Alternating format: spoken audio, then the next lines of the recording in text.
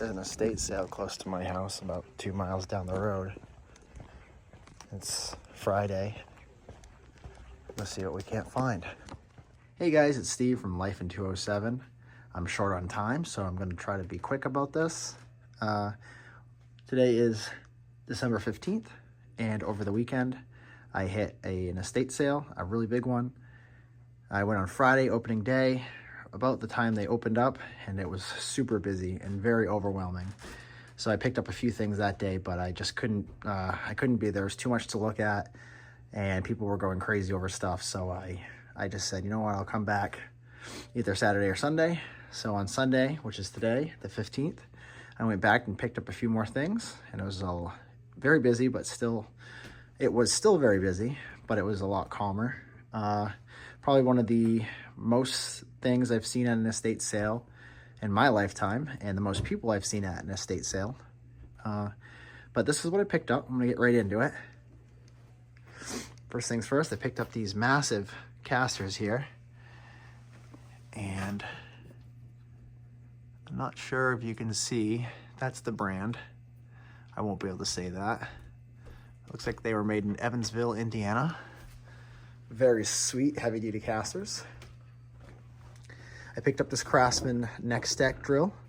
This is a 12-volt drill, and it's a die-hard lithium-ion. I don't know why, but these sell on eBay. I don't get it. I've sold a few things of the Next Tech line from Craftsman, so this right here should pay for a good portion of all the stuff I picked up. I was planning on picking up a super cheap set of transfer punches at Harbor Freight, but now I won't have to. I have this nice vintage set.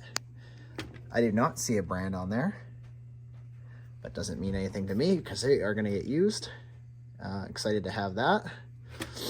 In here is a set of brand new Williams extractors. Set number 56.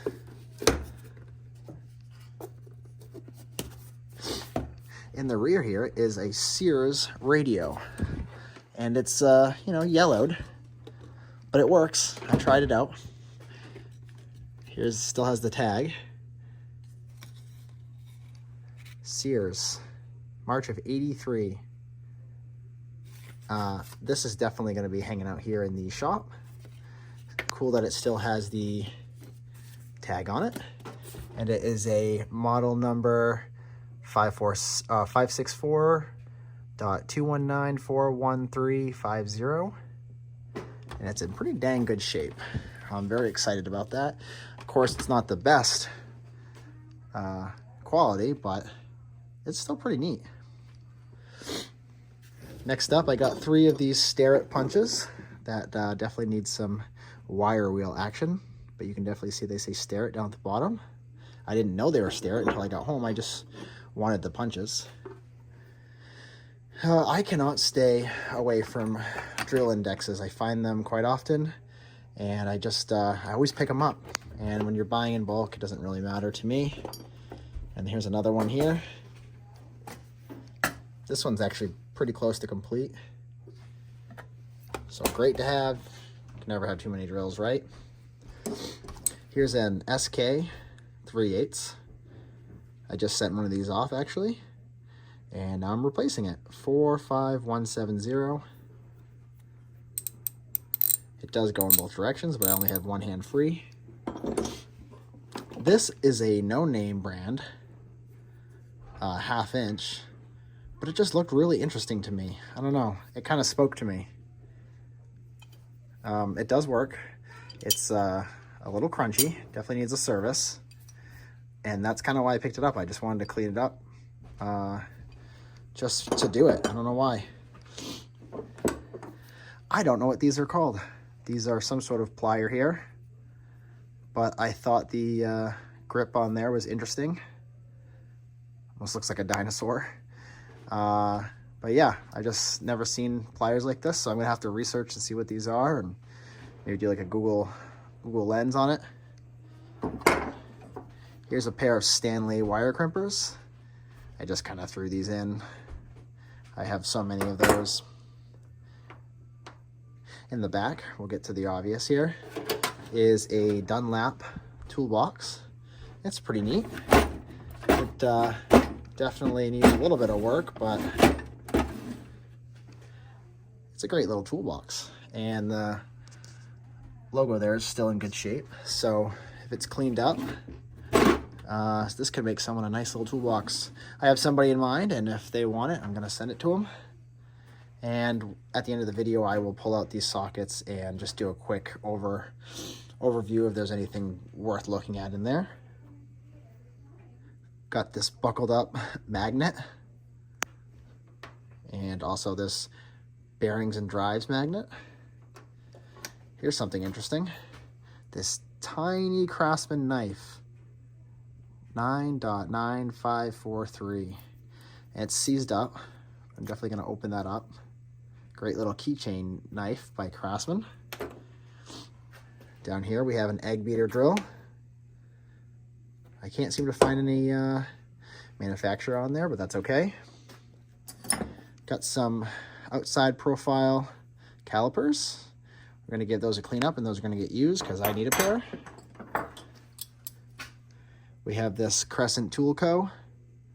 pliers. Here's a Utica lineman's pliers or cutters. Here's a Made in Japan Fuller set of pliers there. And we have another Utica pair of snips or side cutters. Here is a Sargent & Co. I don't know what kind of pliers these are, what they're specifically for, but I just like the action on them. So I'm going to do a Google search of these. I can't see the brand on this pair of pliers here, but made in the USA. I think I just kind of threw that in. We got this old rusty hook. It kind of spoke to me. It needs to be cleaned up. I thought that was neat. Some screws. It's hard to say no to those. I use them quite a bit. We got this awesome Line B light here. It needs a good cleaning. Clamp light. It's it just looks cool. I don't know what I'm going to do with it yet, but it does work. So we'll put that somewhere, maybe in the shop, clean it up. Maybe we'll sell it at the flea market. Got a little sterno stove that definitely needs a good wire wheel and some high temperature paint. And below it are two metal boxes with nothing in them. I'm a sucker for metal boxes. I use them at work to hold tools, things that I don't have cases for. So yeah, that's all the big stuff there, and I'm going to take apart this toolbox and see what's in there. Okay, after sorting through the box, what you see up top is what's worth keeping for me, and those two wrenches. Everything there is basically junk. And one thing I did miss was this really cool price gun. You can set the date and everything.